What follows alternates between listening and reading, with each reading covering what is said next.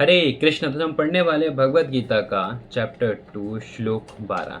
तो इसमें भगवान कहते हैं कि ऐसा कभी नहीं हुआ कि मैं ना रहा हूँ, तुम ना रहे हो, अथवा ये संसद राजा ना रहे हो, और ना ऐसा है कि कोई भविष्य में ना कोई लोग रहे हो।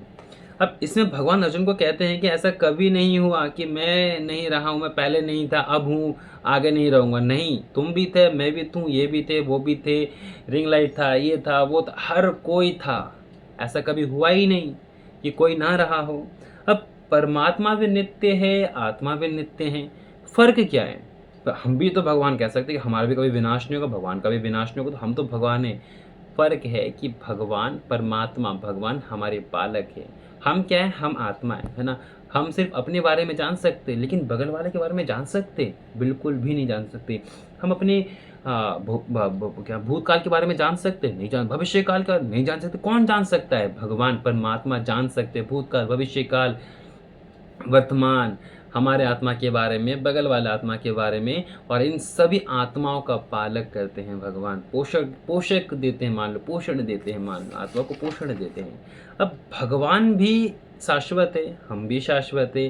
फ़र्क ये है कि हम बस अपने विशेष विषय में जानते हैं, और लेकिन भगवान सबके विषय में जानते हैं, जैसे बता दिया मैंने। अब हम भगवान के अंश हैं, है ना? अब जैसे मान लो कि ये छोटा-सा पेज है ना? अब मैं बोल रहा हूँ कि हम भगवान के अंश हैं, मान लो कि भगवान है, ठीक है? और हम इसको ऐसे छोटे-छोटे, ऐसे मैंने हमें छोटे टुकड़े में, बहुत हिस्सों में हमने इसको बाँट दिया। अरे! हम तो इतने भगवान के अंश हो गए, ठीक है? हमने इतने टुकड़े कर दिए कि इस पेज खत्म। तो भगवान तो नहीं रहे अब। हम मृत्यु के बाद हम वापस भगवान में जुड़ जाएँगे? नहीं, ऐसा नहीं है। हम भगवान के अंश हैं, तो हम सबकी एक अलग इंडिविजुअलिटी है। हर आत्मा की एक पर्सनल इंडिविजुअलिटी है। भगवान हमारे सुप्रीम हैं, है ना? भगवान हमारे सुप्रीम हैं, वो सबके कर्ता है, वो पालक है, हम सभी आत्माओं का पालक वही है। लेकिन सबकी एक इंडिविजुअल पर्सनैलिटी है जो हमेशा रह जाएगी। है ना? और हर आत्मा की, जैसे कि लिखा है कि हर आत्मा की एक अलग पहचान है। हर एक आत्मा, इंसान, चाहे वो कोई भी हो, इंसान हो, कुत्ता हो, बिल्ली हो, सूअर हो, कुकुर हो, वो अपने कर्मों के हिसाब से अगला शरीर धारण करता है ना? चाहे वो कैसा भी, काला हो, मोटा हो, सुकड़ा हो, हाथी हाथी जैसा हो, मतलब जैसा भी हो, है ना?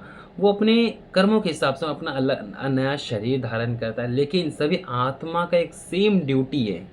बताओ, आत्मा का क्या ड्यूटी है, वो मुझे बताना, ठीक है ना? मुझे बताना है कि आत्मा का ड्यूटी क्या है? भगवान की सेवा करना आत्मा का ड्यूटी है। तो आप समझ गए हो कि आत्मा जो है वो शाश्वत है, वो हमेशा रह जाती है। आत्मा का ड्यूटी क्या है? भगवान की सेवा करना, है ना?